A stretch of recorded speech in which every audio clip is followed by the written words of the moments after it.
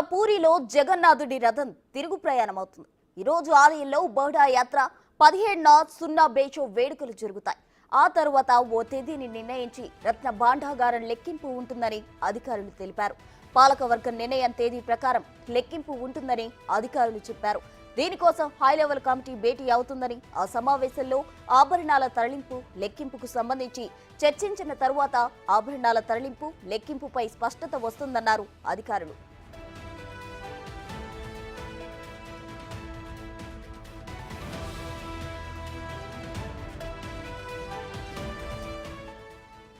పూరి జగన్నాథుడి ఆలయంలో రత్న భాండాగారం నిన్న తెరిచారు. కానీ ఆభరణాల తరలింపు లెక్కింపు మాత్రం చేయలేదు. సమయం మించిపోవడంతో మళ్లీ భాండాగారాన్ని అధికారులు సీల్ వేసి బయటకు వచ్చారు. తొలి 2 గదుల్లో ఆభరణాలు తరలించారు. మరో గది తెరవకుండా అలానే వదిలేశారు అధికారులు. మిగతా గదుల్లోని ఆభరణాల తరలింపుకు సమయం పడుతుందని వాటికి సీల్ వేసి అధికారులు బయటకొచ్చారు.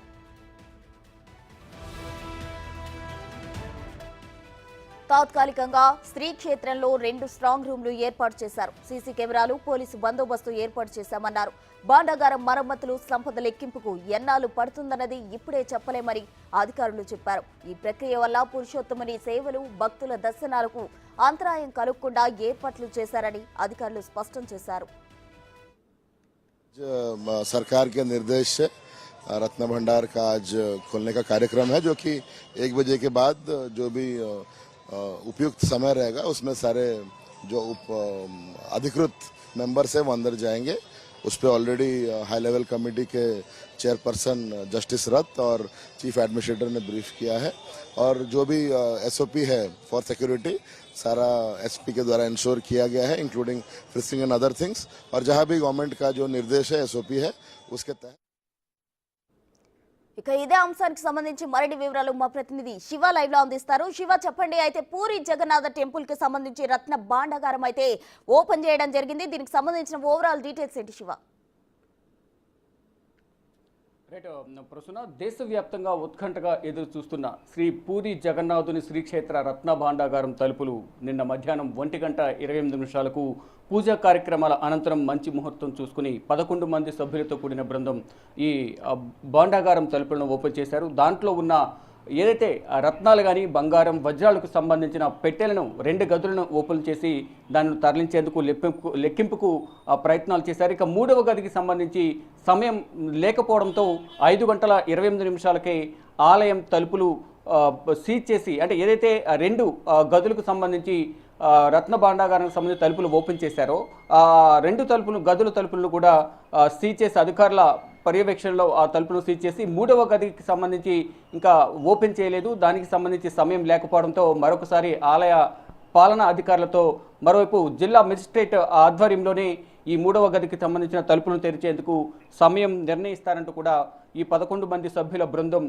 తెలియజేసింది. దానిలో భాగంగానే 46 సంవత్సరాల తర్వాత సుదీర్ఘంగా 46 అంటే 1978లో మొదటగా పూరి జగన్నాథుని రత్నాల భాండాగారానికి సంబంధించిన తలుపులను తెరిచారు. తర్వాత 4 దశాబ్దాల తర్వాత అంటే 46 సంవత్సరాల తర్వాత మళ్ళా పూరి జగన్నాథుని రథయాత్ర కొనసాగుతున్న నేపథ్యంలోనే ఈ సందర్భంలో లెక్కింపు జరపాలని మొత్తంగా ఎప్పటి నుంచో ఒక డిమాండ్ వినిపిస్తున్న నేపథ్యంలో ఆ డిమాండ్కు అనుగుణంగా రాష్ట్ర ప్రభుత్వం కూడా ఒక కమిటీని ఏర్పాటు చేసింది. 11 మంది సభ్యులతో ఇటు ఒడిశా విశ్రాంత న్యాయమూర్తి విశ్వనాథన్ అధ్యక్షతన ఒక కమిటీని ఏర్పాటు చేశారు. దానిలో మొత్తం ఇటు జిల్లా మెజిస్ట్రేట్ అధికారి, మరోవైపు ఆలయ ఈవో పాలనాధికారి, మరికొంతమంది 8 మంది సభ్యులతో మొత్తం 11 మంది సభ్యులతో కూడిన ఒక బృందాన్ని ఏర్పాటు చేశారు. వీరు నిన్న మధ్యాహ్నం 1:28 పూజ కార్యక్రమం నిర్వహించిన తర్వాత ఆలయంలోకి ప్రవేశించి ఈ 2 గదులు ఏవైతే ఉన్నాయో ఆ 2 గదుల తలుపును సంపద చెంగడా గోపురానికి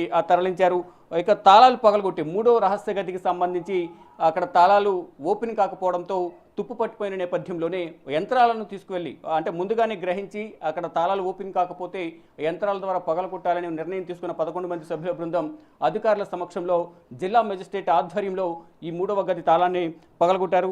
3వ గది తాళాలు తెరుచుకోపోవడంతో విశ్రాంత న్యాయమూర్తి ఇంతకుముందు చెప్పినట్లుగా జస్టిస్ విశ్వనాథన్ అధ్యక్షతన పాలనాధికారి అరవింద్ పాండి, పూరి కలెక్టర్ సిద్ధార్థ్ శంకర్ స్వయన్ ఆధ్వర్యంలో 3వ గది తాళాలు పగలగొట్టారు.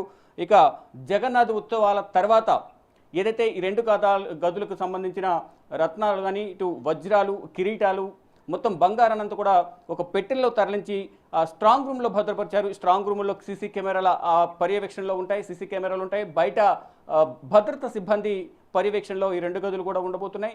ఈ నేపథ్యంలోనే ఇప్పుడు ఈ ప్రజెంట్ పూరి జగన్నాథుని రథయాత్ర కొనసాగుతుంది. మరికొన్ని రోజుల్లోనే ఈ పూరి జగన్నాథ యాత్ర ముగియబోతుంది. ముగిసిన తర్వాత మళ్ళా ఎప్పుడు లెక్కింపు ఉంటుంది అనే దానిపై కూడా ఒక నిర్ణయం తీసుకునే అవకాశం కనిపిస్తోంది. మొత్తం అవన్నీ కూడా టేకుతో చేసిన పెట్టెలు, ఏవైతే పెట్టెలతో తరలించారో ఆ పెట్టెలు కూడా టేకుతో చేసిన పెట్టెల్లో తరలించారు. 15 పెట్టెలను తయారు చేయాలంటూ కూడా కార్మికులకు ఆదేశాలు ఇచ్చినట్టు తెలుస్తుంది. కానీ 48 గంటల్లోనే 6 పెట్టెలను, ఈ 6 పెట్టెలు కూడా 4.5 అడుగుల పొడవు, 2.5 అడుగుల ఎత్తు, 2.5 అడుగుల వెడల్పు ఉన్న పెట్టెలను తయారు చేయాలంటూ కూడా పాలనాధికారులు తెలియజేసినట్టు తెలుస్తుంది. దానిలో భాగంగానే పెట్టెలను కూడా 15 పెట్టెలు ఆర్డర్ ఇచ్చారు. ఈ మొత్తం ఏదైతే ఆ పూరి ఆలయంలో ఏదైతే రత్న భాండాగారంలో ఉన్న బంగారపు నిధులను తరలించేందుకు ఒక ప్రదేశం నుంచి వేరొక ప్రదేశానికి తరలించేందుకు పెట్టెలు కూడా తయారు చేయించిన నేపథ్యంలోనే వాటన్నింటినీ కూడా వేరే గదిలో స్ట్రాంగ్ రూమ్లో భద్రపరిచి సీసీ కెమెరాల పర్యవేక్షణలో ప్రజెంట్ ఉంచారు. అయితే మొత్తంగా చూసుకుంటే ఇప్పటి వరకు అందిన సమాచారం ప్రకారం చూస్తే మొత్తం ఈ పురాతన ఆభరణాలు, ఇతర విలువైన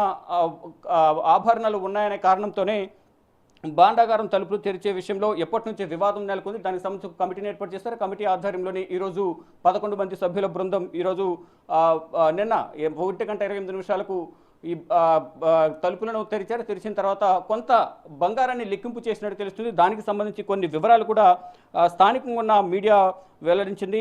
జగన్నాథునికి సమర్పించే విలువైన బంగారు వజ్రాభరణాలు ఈ ఖజానాకు నిలయంగా ఒడిశా మ్యాగజైన్ ప్రకారం ఒడిశా రాజు అనంబంగి దేవు జగన్నాథుడి ఆలయాలకు సంబంధించిన ఆభరణాలు సిద్ధం చేయడానికి 2.5 లక్షల మాదాల బంగారాన్ని సమర్పించినట్టు తెలుస్తోంది. మొత్తం రత్న భండాగారంలో 2 గదులు ఉన్నాయి. బేతర్ బండార్, లోపలి ఖజానా, అంటే లోపల ఉన్న దాంట్లో మొత్తం 120 గ్రాముల 120 తులాల బరువున్న 3 బంగారు హారాలు, అలాగే 74 బంగారు ఆభరణాలనే ఒక్కొక్కటి కూడా 100 తులాల కంటే ఎక్కువ బరువున్న ఆలయాలు ఉన్నట్లు తెలుస్తుంది. ఇంకా బంగారు వజ్రాలు, పగడాలు, బంగారపు ప్లేట్లు ఇవన్నీ కూడా అక్కడ ఉన్నాయి. కానీ అధికారిక లెక్కల ప్రకారం ఇప్పటి వరకు ఎంతవరకు లెక్కించారు, ఎంతవరకు రత్న భాండాగారంలో బంగారం కానీ, వజ్రాలు కానీ, వజ్ర వైడూర్యాలు కానీ, ఆభరణాలు, బంగారు కిరీటాలు ఉన్నాయనేది అధికారిక లెక్కల ప్రకారం తెలియాల్సింది. కానీ ఈరోజు మరొకసారి ఈ 11 మంది సభ్యుల బృందం ఒకసారి సమావేశమై మొత్తం మళ్ళా తదుపరి తేదీ ఎప్పుడు ఈ బంగారాన్ని లెక్కించాలి అనే దానిపై కూడా అధికారిక ప్రకటన చేసే అవకాశం కనిపిస్తోంది. ప్రజెంట్ ఇంకా